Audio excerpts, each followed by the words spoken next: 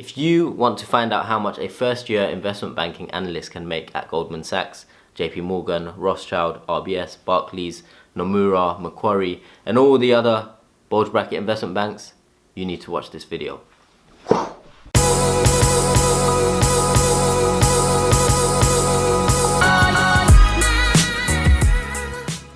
What is going on YouTube? Welcome back to the channel. For those of you that are new here, my name is Afzal Hussain. You can find out a bit more about me through the social media links below, or you can check out my website, which is www.afzalhussain.com. In our last video, we touched on how to ace your assessment center if you've got one coming up. And the video prior to that was what is an assessment center. Now in today's video, we are going to be talking about an age-old question that has always come up from students, graduates, and even people who are in the working world.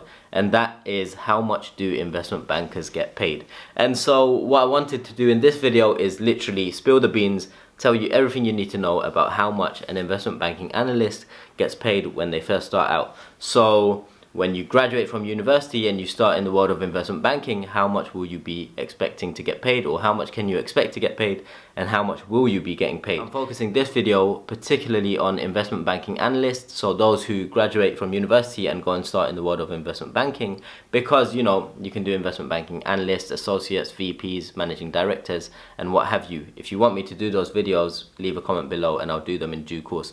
But I thought to kick it off, it makes sense to do investment banking analyst salaries. And so I did a lot of research. I looked at Glassdoor, Dartmouth Partners, and a few other salary recruitment analysis and research companies. But the most thorough one was Glassdoor. They should be paying me to advertise them, but this isn't an advert. Now, before we go into the numbers, I want to highlight within an investment bank, and I'll link the video below or somewhere up here, there are different divisions, and there is the front office, and there is the middle and back office. Now the front office divisions tend to get or earn the most money.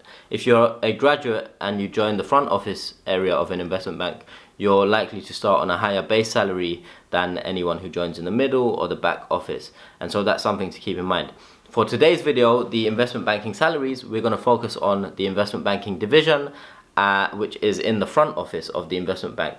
Now the investment banking division, the base salary tends to be the same for all front office divisions across the industry. So if you join the investment banking division, or if you join asset management, or if you join sales and trading, these are all front office divisions, but the base salaries tend to be ballpark the same. What differs is the bonuses. So this brings me on to total compensation. When you join an investment bank, regardless of which area, back office or front office or middle office, you're going to be paid a base salary, and then at the end of the year or the beginning of the new year, you're going to be given a bonus. Now when you combine your base salary and your bonus together, that is your total compensation. Now this is the figure that is going to be your annual compensation. However, for today's video, we're primarily only focusing on base salaries, because the bonuses, I can do a video on it later, and if this video gets, let's say, 500 likes, then I'll do a video on bonuses similar to this video. But for today, we're focusing on base salaries for investment banking analysts straight out of university at the bulge brackets or the big investment banks. In addition, if you want me to do a video on middle office or back office division salaries, or total comp salaries for the different divisions, leave a comment below, leave any video suggestions below.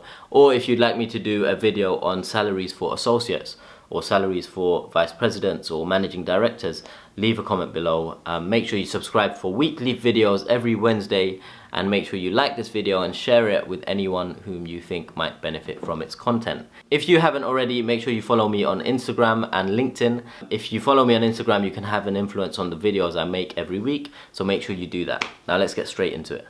The figures I'm going to be referring to are in pounds sterling, so obviously I'm based in London.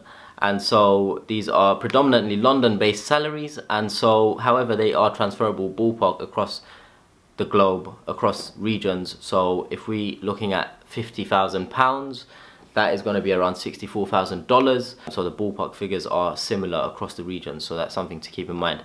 One thing to note is, as mentioned before, we are only focusing on base salary today, so we are not touching on bonuses. So if a base salary is £50,000, that excludes a bonus of £20,000, for example. And so today's numbers are ballpark quite similar across the board, and it's only base salaries. The reason they're going to be similar across the board is because companies like Goldman, JP, Rothschild, they need to compete with each other, and so the figures for the base salaries are very, very similar. And they're similar because they want to attract as much talent or take talent from competitors as much as possible. And they do that by one-upping each other by a few £1,000s here and there. Okay, so let's get straight into it. If you're a first-year analyst at UBS, you can expect to take home £50,171. If you're a first-year analyst at Barclays, you can expect to take home £50,000. If you're a first-year analyst at Goldman Sachs, you can expect to take home a base salary of £50,000.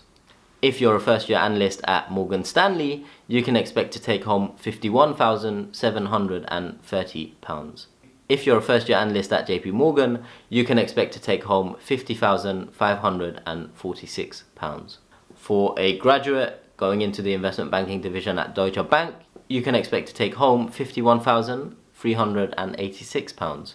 If you are joining Citi, you can expect to take home £52,004. If you're going to be joining Bank of America Merrill Lynch, you can expect to be taking home £52,824. Keep in mind, all these numbers are up to date as of end of 2018, and so these are the latest figures that we have. If you're going to be joining HSBC, you can be expecting to take home £47,310. If you're looking to join Credit Suisse, you're looking at taking home £51,173. If you're going to be joining RBC, Royal Bank of Canada, you can expect to take home £50,000. Rothschild are paying £52,000 for first-year analysts as a base salary. Nomura, the Japanese investment bank, they are starting you off at £50,000. Similarly, the Australian investment bank Macquarie, who's an infrastructure specialist, they are starting graduates off at £50,000. RBS, Royal Bank of Scotland, they start off their investment banking analyst at around £51,910. SocGen, they start you off at £53,000.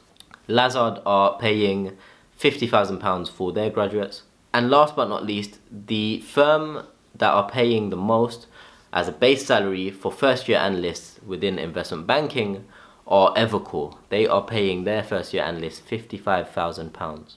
Now, those are the numbers, and I'm sure, you might be surprised, you might be not surprised, but those are the numbers. That's what the numbers are saying, that's what the data is saying, that's what the research is showing. Now, what's important to note is all those numbers that I've quoted are base salaries. Take all of these figures with a pinch of salt. £50,000 on average is around $64,000, but keep in mind that these are all base salaries. So Evercore is paying their first-year analysts £55,000, and Barclays is paying their first-year analysts £50,000. However, their bonuses might differ. So Barclays might give a bonus of £20,000, taking their total compensation to £70,000. So 50 add 20 is 70. And Evercore might give a bonus of £10,000, taking their total compensation 55 plus 10 to 65. So total compensation overall, even though Barclays has a base salary of 50 compared to Evercore's 55, total compensation is 70k and 65k. So it's the total figure that matters most, and that comes into play when you consider the bonus numbers. So in this video we touched on the base salaries. If you'd like me to do a video touching on bonuses, average bonuses across the industry or per firm, leave a comment below. Make sure you like this video. We want to target 500 likes on this video, and then I'll do a video on bonuses. And make sure you subscribe, obviously. Now, if you found this video useful, it would mean the world to me if you hit like. If you hit like and I get over 500 likes, I'll be doing a video on bonuses, because today I focused on base salaries. We're missing the bonus component, so I'll do that video. If you haven't already, please consider subscribing to the channel. I do weekly videos every Wednesday, and when I do more than a weekly video every Wednesday, I make sure I mention it on Instagram. And so if you follow me on Instagram, you can also have an influence on the content that I produce. So thank you for watching, thank you for your time. Please share this video with any students, any graduates, anyone whom you think might gain some value from its content, and I'll catch you next time. Peace!